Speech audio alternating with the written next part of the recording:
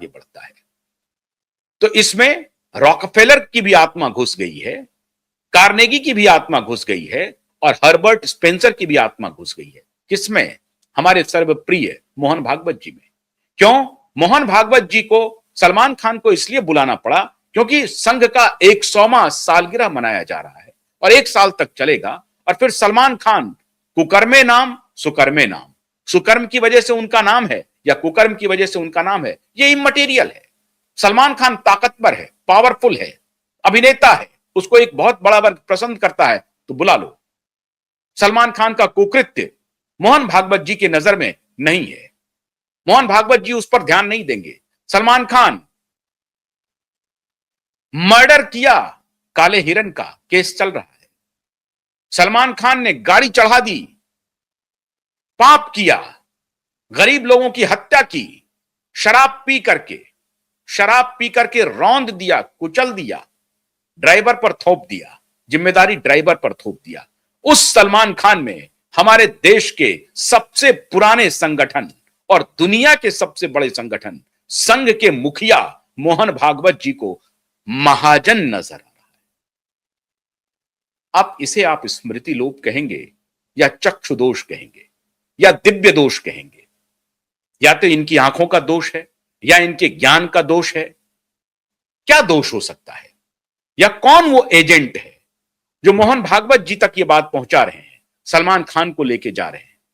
और अगर ये आमंत्रण मोहन भागवत जी के तरफ से हुआ है तब तो अद्भुत बात है, और अगर ये आमंत्रण अकेले मोहन भागवत जी के तरफ से नहीं हुआ है, आमंत्रण करता कोई और है, तो आमंत्रण करता तक कौन एजेंट है जो उनको जाकर के ये बताता है कि सलमान खान को बुला लीजिए?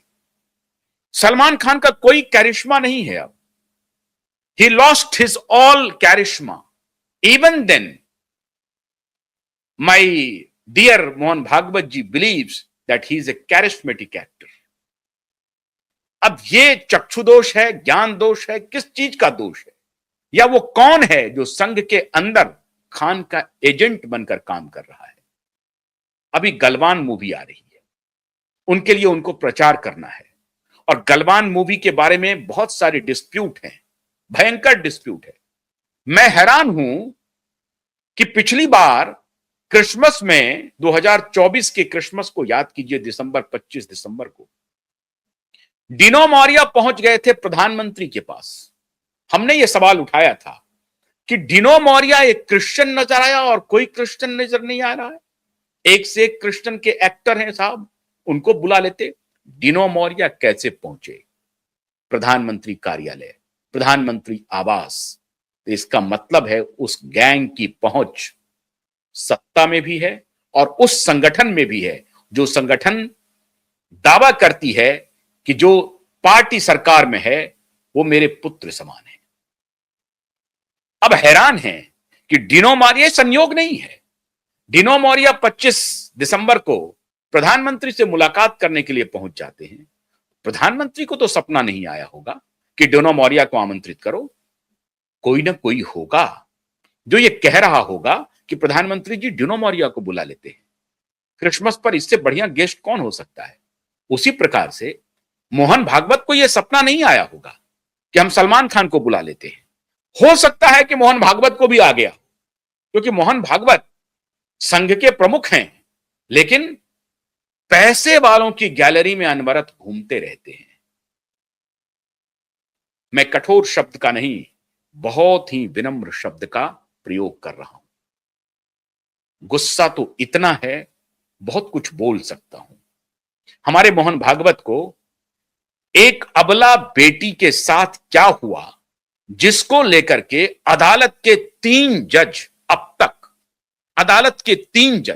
तक केस से अलग कर लिया है खुद को, कोई ना कोई बहाना लगा करके। जो आखिरी सुनवाई होनी थी 20 जनवरी को, वो हुई नहीं, बेंच बदल गया। और जब दूसरा बेंच बना, उस बेंच में जो दूसरे जज आए, उन्होंने कहा कि मैं इसको नहीं कर सकता हूं क्योंकि मैं सीबीआई का स्टैंडिंग काउंसिल रहा हूं जज बनने के पहले। बिल्कुल सही था उनका तर्क, लेकिन सवाल है कि उनको दिया क्यों गया? अनजाने में दिया गया, जानकारी नहीं होगी रजिस्ट्री को।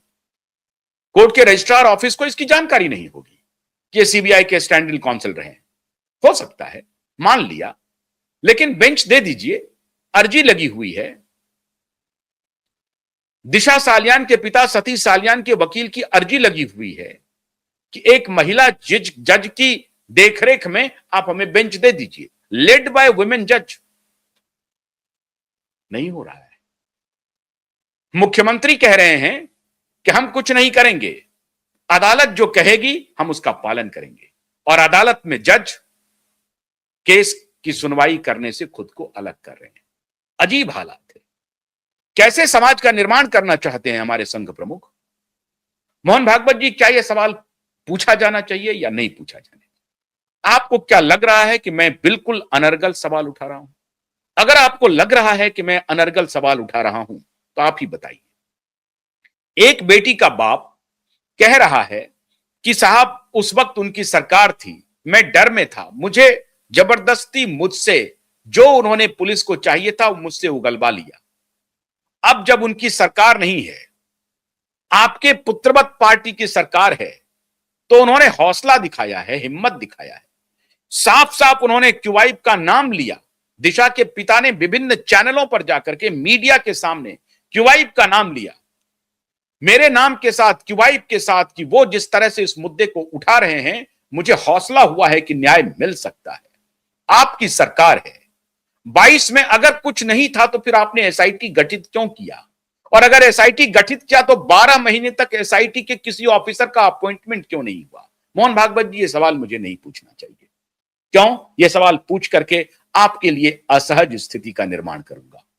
तो असहज स्थिति नहीं बनानी चाहिए। आप ये चाहते हैं, आप जिस सिद्धांत का प्रतिपादन कर रहे थे कि हमारे लिए तो विरोधी भी अपने हैं। विरोधी कौन अपने? सत्य और असत्य के आधार पर विरोधी का चयन होगा, या असत्य के आधार पर भी विरोधी है? कोई बात नहीं है, वो अपने हैं। असत्य है फिर भी अपने हैं, गलत है फिर भी अपने हैं, सही और गलत का भान नहीं है। ये किस दर्शन का प्रतिपादन कर रहे हैं मोहन भागवत जी? ना तो ये किसी वेद का सिद्धांत है, ना ये उपनिषद का है, और ना ही वेस्टर्न फिलॉसफी का है। ऐसा प्रतीत होता है कि हर्बर्ट स्पेंसर के फिलॉसफी को आपने अडॉप्ट कर लिया है और रॉकफेलर के फिलॉसफी को अडॉप्ट कर लिया है कि जो सर्वशक्तिशाली है, जो सर्वशक्तिमान है, वो कमजोर की हत्या करके आगे बढ़ जाएगा और उसमें फिर सलमान खान को निमंत्रण दे देगा। सलमान खान आपको किस लिहाज से, किस एंगल से महाजन प्रतीत होते हैं? अगर ये सवाल गलत है तो आप बताएं।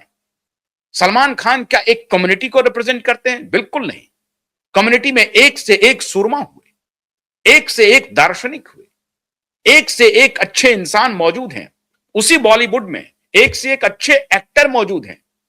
उनको भी आप आमंत्रित कर सकते थे, उनको बुला सकते थे, जिसके दामन पर हत्या का दाग तो नहीं लगा है। एक हत्यारा जिसके जो अदालत में चल रहा है, केस मुकदमा चल रहा है, जानवर की भी हत्या और इंसान की भी हत्या का आरोप है, उनमें आपको महाजन प्रतीत होता है। एक बात हो सकती है, आपके रणनीतिकार ये चाहते होंगे कि डिस्प्यूटेड व्यक्ति को बुलाया जाए। उससे क्या होगा? प्रचार मिलेगा।